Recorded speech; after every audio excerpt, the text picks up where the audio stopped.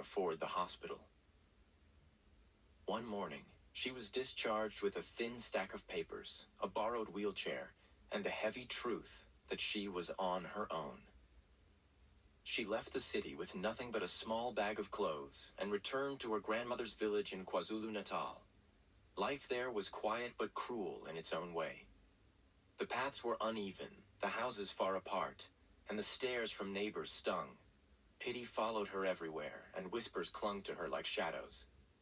Such a pretty girl, and now look. What will she do with her life now? Lona tried to stay strong, but every night she cried silently, her hands pressed over her mouth to keep the sound from escaping. Still, she fought. She learned to wheel herself around, learned how to cook again, how to help her grandmother with what little chores she could.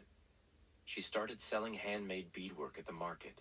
Not much, but enough to keep food on the table.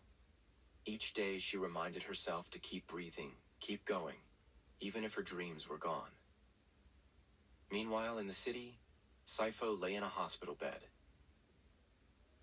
When he finally opened his eyes 3 months later, he remembered nothing.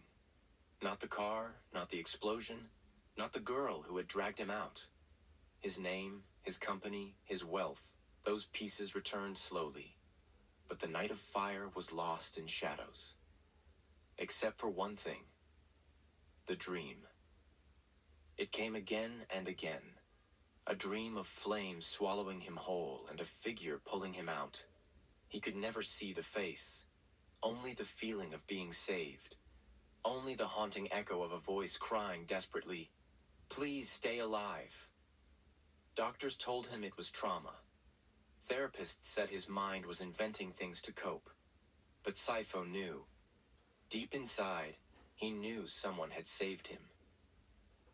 And he swore he would one day find out who. The years that followed were not kind to Lona. Her grandmother's small house sat at the edge of the village, its roof patched with old tin sheets, its walls cracking with age.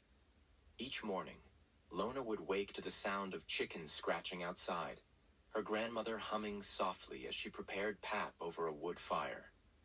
She learned to wheel herself across the uneven ground, to balance carefully on the steep dirt paths, to pretend she did not notice the stares of children who whispered and pointed.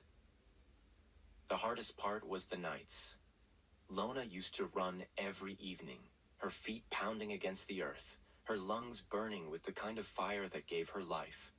Now she sat by the window, watching others run past on the road, their laughter rising